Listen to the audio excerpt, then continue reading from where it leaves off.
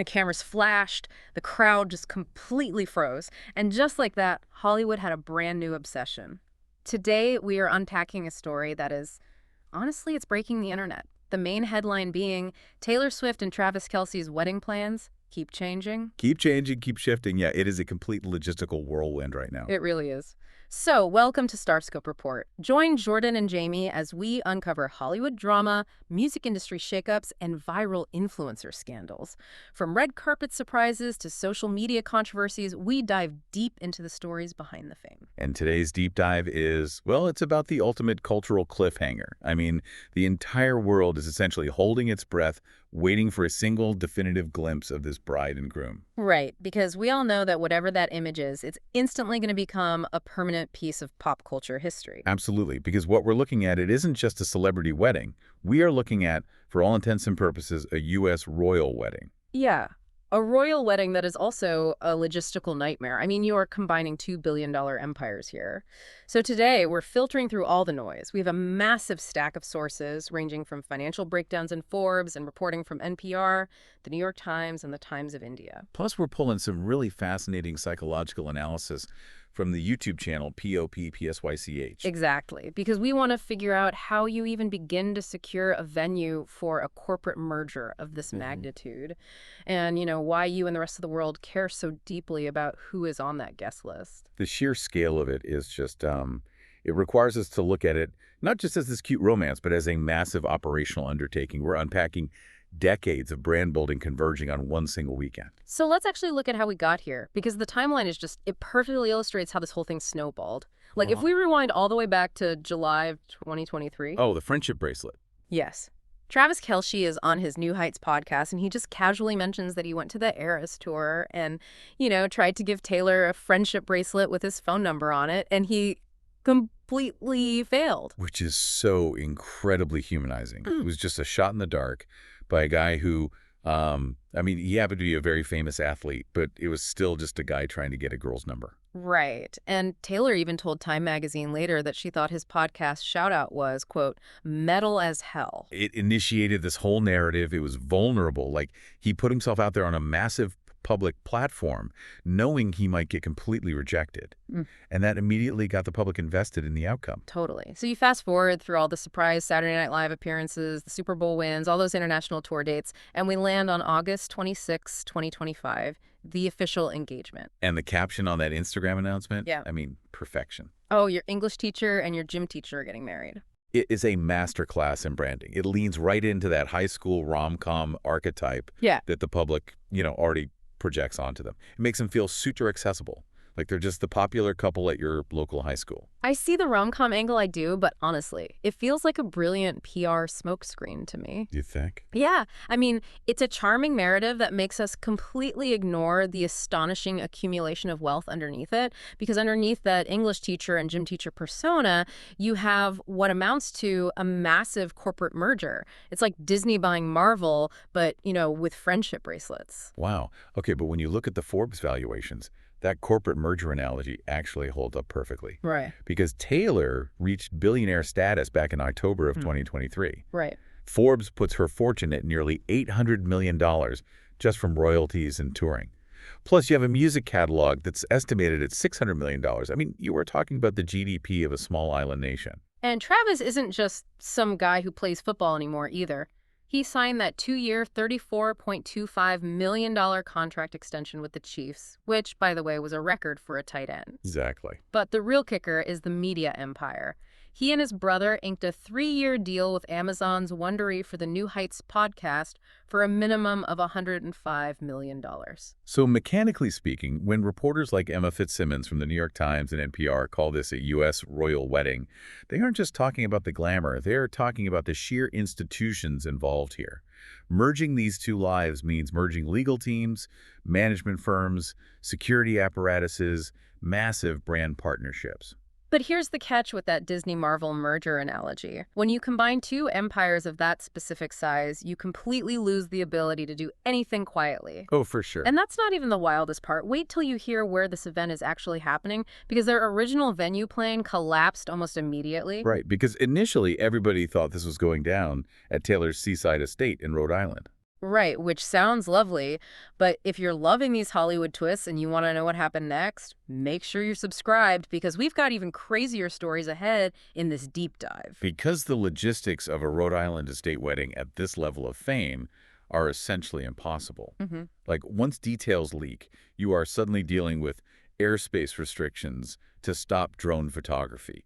You've got paparazzi boats in the water. Yeah, the Coast Guard basically has to get involved. Exactly. And local police departments requiring massive overtime just to manage the physical choke points on public roads. A residential property simply isn't designed to act as a fortress. So they had to pivot. And the pivot is fascinating because all the reporting from E! News, Jubilee Cast, and NPR is heavily pointing to Madison Square Garden over the 4th of July weekend, Yeah. specifically July 3rd. Which sounds completely insane for a wedding. It sounds totally unhinged until you actually look at the paper trail. Right, the evidence is circumstantial, which is highly, highly compelling. Because a permit for a, quote, special film event was filed with the New York Mayor's Office of Media and Entertainment. And this permit specifically includes theater load-ins and load-outs on the city blocks immediately surrounding Madison Square Garden from June 28th all the way through midday July 4th. And if you look at the public calendar for Madison Square Garden, which is literally one of the busiest entertainment arenas on planet Earth, there is a completely blank schedule. Like, 0 events, 0 tours, nothing between June 29th and July 7th. And the reason an arena like MSG makes sense, it isn't actually about putting 20,000 people in the seats. Right, they're not selling tickets. No, it is entirely about the physical infrastructure of security. Madison Square Garden is enclosed. It has these subterranean loading docks and highly secure underground VIP access points. Yeah, you can drive a motorcade directly into the building, shut the concrete doors, and completely control the environment. When you have that much celebrity net worth gathered in a single room, you need the kind of rigorous, basically militarized security measures that only a major stadium can provide. It also perfectly aligns with what Taylor has said in the past about wedding planning. If you go back to her October 2025 Graham Norton interview, she talked about how small weddings, where people are sort of on the bubble for an invite, are just a massive breeding ground for stress. Yeah, she explicitly said, I'm not going to do that, it's going to be fun. Right, which was essentially her telegraphing that she wanted a massive party where absolutely no one gets left out. But the strategy is actually more nuanced than just one giant blowout, which is where things get really interesting. Because according to the Express Tribune and Jubilee Cast, the plans have shifted into a dual event structure. A dual wedding. Exactly. The reporting suggests there's going to be a highly guarded, deeply private vow exchange for about 100 close family members and friends, and that intimate ceremony happens before the 1,000-plus guest extravaganza at MSG. See, I initially saw a source telling People magazine this would be a, quote, private affair and not a spectacle. Yeah. I just thought that was a complete contradiction. I mean, if you rent out Madison Square Garden for 1,000 people, that is the literal definition of a spectacle. But in the realm of modern mega celebrity, it's a necessary mechanism for survival. The dual wedding strategy is how you navigate the competing demands of your private life and your corporate reality. That makes sense. Because the 100-person vow exchange, that protects the sacred emotional core of the marriage. It allows them to actually be human beings with their families. But the MSG blowout, that fulfills the public and industry expectations. Yeah, their level of influence. Hosting the celebration of the decade is almost like a professional obligation to their peers and their partners. Which means curating a guest list of 1,000 industry heavyweights. And curating this guest list isn't just sending out invitations. It is like playing three-dimensional chess with global PR. Because you are just seeding people. You are managing active brand liabilities. Exactly. But later in the deep dive, we'll talk about the shocking twist nobody saw coming with one of Taylor's closest friends. But first, just the sheer density of fame expected in that room is staggering. Oh, the Express Tribune highlighted some of the rumored performances, and it reads like a Grammy lineup. Literally. Paul McCartney is reportedly a surprise guest. Tim McGraw is on the list, which is a fantastic full-circle narrative moment considering Taylor's very first breakthrough single was literally titled Tim McGraw. And the Stevie mix rumor is wild to me. Like, fans started heavily speculating after Taylor showed up to Game 4 of the NBA Finals at MSG wearing a vintage shirt that said Stevie Nicks, spelled with K, like the New York basketball team. Oh, that is so deliberate. It's a complete nod to the Fleetwood Mac legend.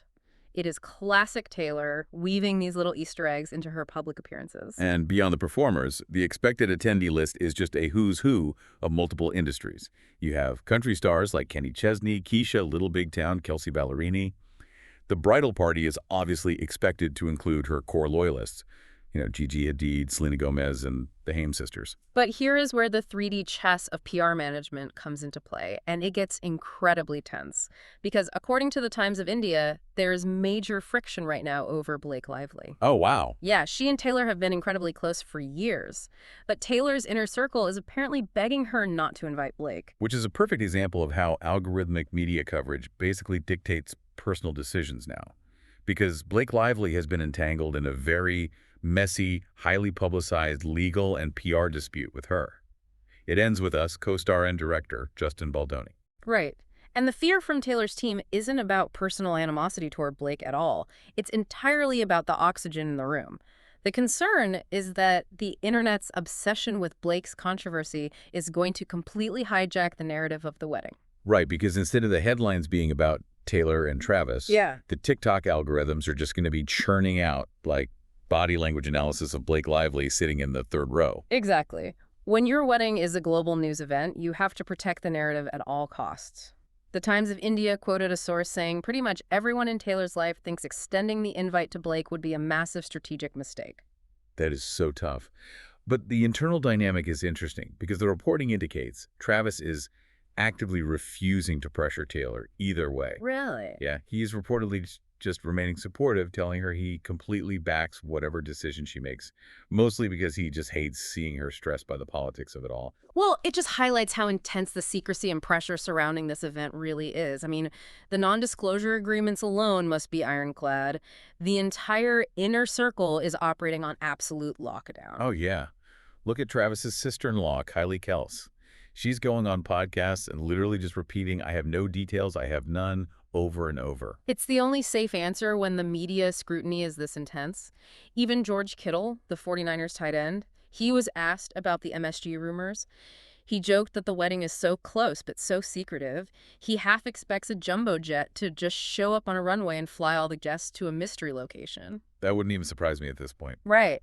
But Travis did give us a tiny glimpse into his mindset. He agreed with golfer Rory McIlroy on his podcast, saying that a wedding is this surreal, unbelievable collection of people from all eras of your life in one room, and he just, quote, can't wait. And honestly, gathering all those eras in one room is a profound human experience, regardless of whether you're a billionaire or just an average person. Totally. Stay tuned and hit that subscribe button, by the way, so you don't miss what's coming next, because we are getting into the psychology of all this. Because the sheer volume of rumors, the obsession over MSG permits, the intense debates over Blake Lively's invitation, it all raises a really important psychological question.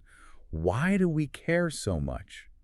Like, why is the public so deeply invested in the guest list of a wedding that none of us are actually attending? That is the big question. And this is where the analysis from the POP/PSYCH YouTube channel really shifted my perspective on this.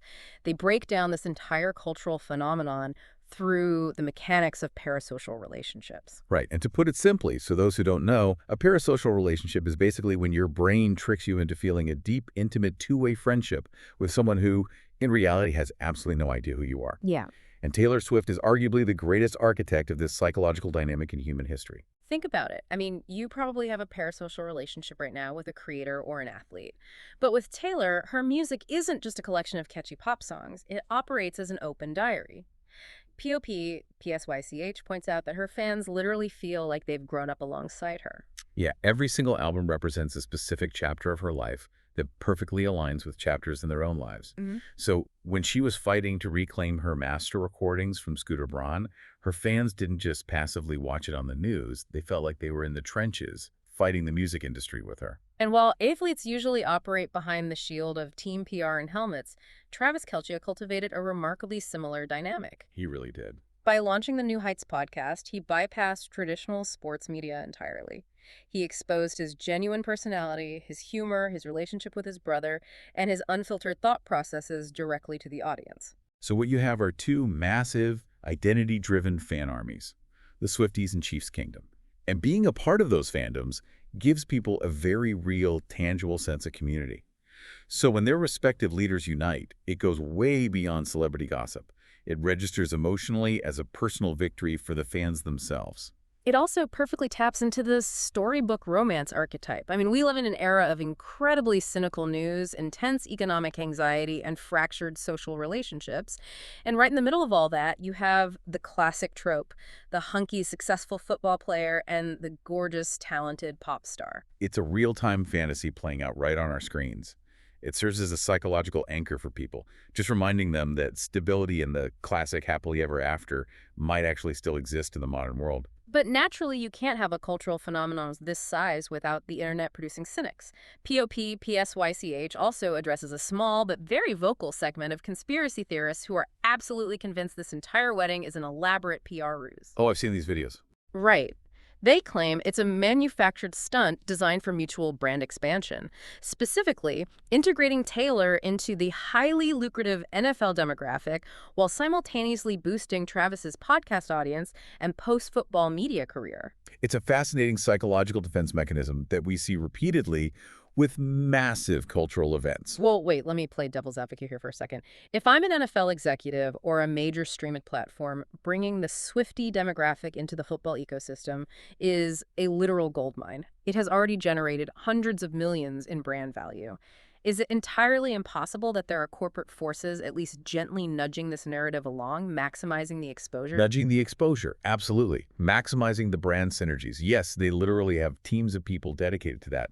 But engineering a fake marriage, logically, it completely falls apart. Because of the scale. Exactly. They are both already at the absolute untouchable pinnacle of their respective fields. They have more money and cultural capital than they could spend in 10 lifetimes. The risk of a fabricated marriage collapsing and destroying their authenticity far outweighs any marginal gain in podcast listeners or jersey sales. That's a good point. But psychologically, for the cynic, the conspiracy theory is incredibly necessary Why necessary? because it protects them from feeling foolish. Some people have a deep-seated need to believe it's fake because that specific personality type wants to feel intellectually superior. They want to be the one who, sees through the matrix. By declaring it a PR stunt, they protect themselves from buying into the fairy tale and risking the disappointment of it eventually failing. Oh, that makes total sense. They are pre-rejecting the romance so they don't get hurt. Precisely. But on the flip side, the vast majority of people need to believe it's real. We have a collective, societal desire for hope and narrative perfection. Watching this relationship succeed, watching them navigate the intense pressure and still make it to the altar, validates our own personal hopes for romantic stability. So when we step back and look at the entire picture, what does this all actually mean? Because when we examine the unbelievable scale of this impending wedding, the secretive Madison Square Garden permits, the billion-dollar logistical hurdles, the high-stakes 3D chess of the guest list, and the profound emotional investment of millions of fans, it is very clear this is so much more than just two famous people tying the knot. It really is. It's a mirror reflecting our own human nature and how we interact with modern mythology. Exactly. It ties right back to you listening to this right now. We all have our own parasocial investments. Maybe you root for a specific sports team with the same intensity as if they were your own family members. Maybe you follow an influencer's daily vlog. Or maybe you are endlessly fascinated by a celebrity couple. And none of that is trivial. No. It is a reflection of our fundamental human desire for connection, for community, and for a really, really great story to believe in. We fundamentally want the storybook ending. We want the flashing cameras to capture that singular moment of triumph and happiness. But that brings me to a final thought I want to leave you with, something for you to mull over after we wrap up today's deep dive. Think back to that opening image we talked about. The flashing cameras, the holding of breath, the thrill of the chase, the drama of the guest list.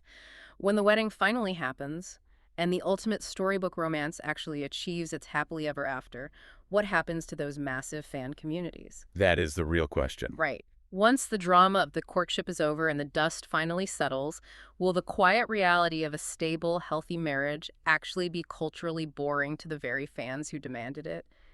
You've been listening to Starscope Report, where Jordan and Jamie uncover the story shaping Hollywood, music, and pop culture. Thanks for tuning in, and don't forget to subscribe for more stories that keep the stars shining.